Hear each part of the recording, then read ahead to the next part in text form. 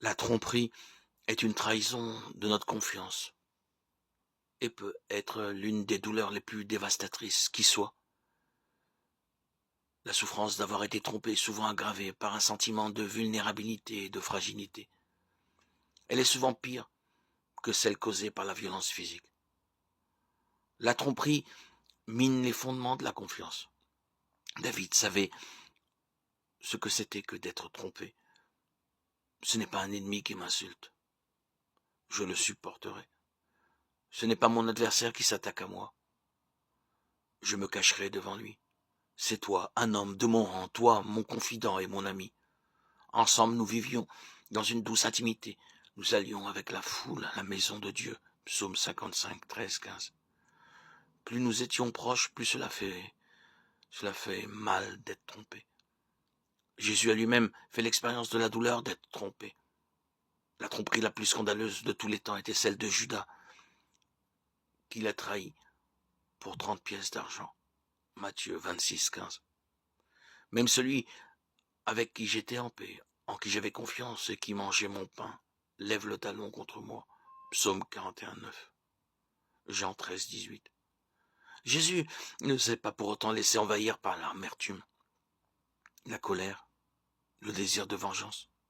Au contraire, après le baiser du traître, il a appelé Judas son ami. Matthieu 26, 50. Être trompé fait mal. Mais nous pouvons surmonter cette douleur par la puissance du pardon qui vient directement de Dieu. Au psaume 55, après s'être lamenté, David nous montre comment surmonter la douleur. Quant à moi, je crie à Dieu, et l'Éternel me sauvera. Le soir, le matin, à midi, je soupire et je gémis, et il entendra ma voix. Psaume 55, 17, 18. D'abord, nous devons crier à Dieu, même si nous voulons nous venger de celui qui nous a trahis. Nous devons remettre cela à Dieu. Ne rendez pas le mal pour le mal, ni l'insulte pour l'insulte. Bénissez au contraire. Vous le savez. C'est à cela que vous avez été appelés, afin d'hériter de la bénédiction. 1 Pierre 3, 9. Ensuite, nous devons suivre l'exemple de Jésus. Notre nature pécheresse nous pousse à rendre le mal pour le mal. Mais Jésus nous a appris au contraire. Mais moi, je vous dis de ne pas résister aux méchants. Si quelqu'un te gifle sur la joue droite, tends lui aussi l'autre. Priez pour ceux qui vous persécutent. Matthieu 5, 39, 44. Jésus, insulté, ne rendait pas l'insulte. 1 Pierre 2, 23. Nous devons nous conformer à son exemple à ne pas rendre l'insulte pour l'insulte, même si nous avons été trompés. Les croyants doivent faire du bien même à ceux qui leur font du mal. À noter que cela ne veut pas dire que nous ne devons pas faire appel à la justice des hommes en cas d'abus, d'escroquerie, mais que nous ne devons pas le faire par désir de vengeance. Un autre moyen puissant de surmonter l'amertume d'avoir été trompé est la capacité que Dieu nous donne de pardonner. Dans pardon, il y a don.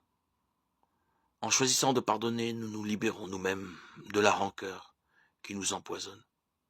Nous échangeons notre amertume et notre colère contre l'amour de Dieu et y gagnons la vie. Jésus nous enseigne que notre amour du prochain doit être proactif. Mais moi je vous dis, aimez vos ennemis et priez pour ceux qui vous persécutent. Matthieu 5, 44. Pardonner à quelqu'un qui a trahi votre confiance est évidemment très difficile. Cela n'est possible qu'avec l'aide de Dieu. Luc 18, 27. Ceux qui ont fait l'expérience de l'amour de Dieu savent ce que c'est que d'être aimé de manière inconditionnelle et imméritée.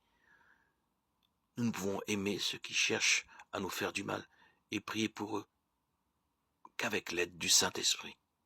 Romains 12, 14, 21.